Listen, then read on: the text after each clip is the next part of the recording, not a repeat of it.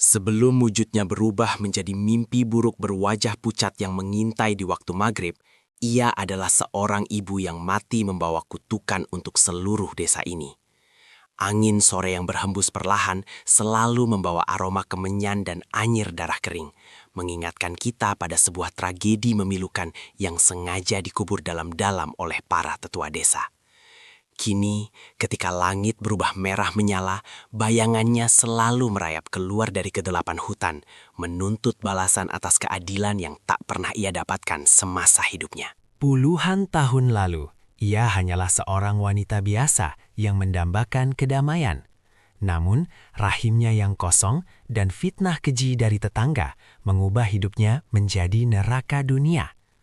Warga desa yang termakan hasutan massal dan amarah buta menyeretnya keluar dari rumahnya di tengah malam yang dingin. Tuduhan demi tuduhan dilemparkan kepadanya. Aib keji yang tak pernah ia lakukan ditimpakan begitu saja ke pundaknya yang rapuh. Tanpa pengadilan yang adil, tanpa belas kasihan sedikit pun, warga menghakiminya sebagai noda desa yang harus segera disingkirkan dari tanah mereka.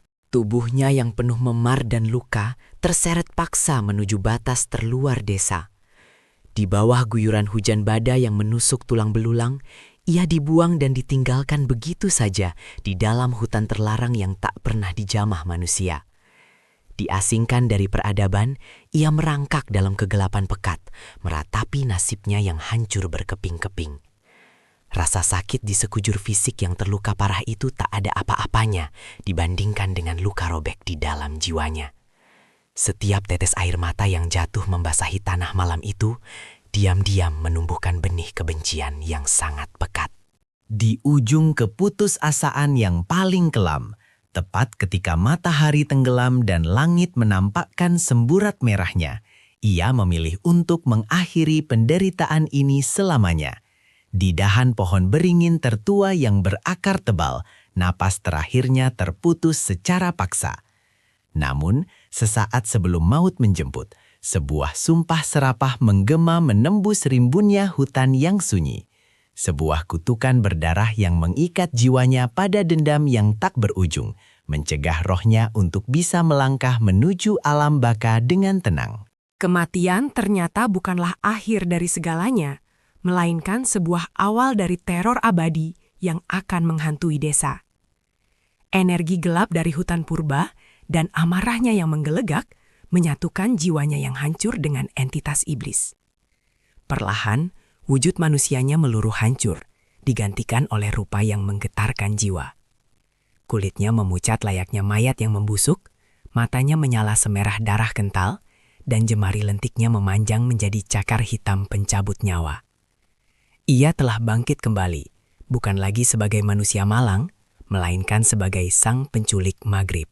Bertahun-tahun berlalu, ketika para warga desa mulai merasa aman dan mengira masa lalu kelam itu telah terkubur rapat, kutukan itu perlahan mulai menagih hutangnya. Korban pertamanya adalah cucu dari sosok yang paling keras menghakiminya di malam nahas itu. Di saat azan maghrib berkumandang membelah kesunyian dan langit berubah warna layaknya tembaga berkarat, anak itu lenyap tanpa jejak. Hanya tersisa kepanikan dan sebelah sandal kecil yang tergeletak pasrah di ambang batas hutan gelap. Makhluk itu tidak sekedar membunuh dan memakan korban. Sang penculik maghrib menyeret anak-anak tak berdosa itu ke dalam sarangnya di dasar ngarai yang gelap gulita. Dalam kebingungan akalnya yang telah terpelintir dendam, ia merasa sedang merawat anak-anak yang tak pernah bisa ia lahirkan, menyekap mereka selamanya dalam dekapan dingin kematian abadi. Generasi demi generasi warga desa yang kehilangan keturunannya hanya bisa menangis histeris, menyadari bahwa karma atas dosa leluhur mereka kini datang menagih nyawa. Sampai detik ini, wujud pucatnya yang mengerikan itu masih setia mengintai dari balik rimbunnya dedaunan setiap kali senja perlahan turun menyelimuti bumi.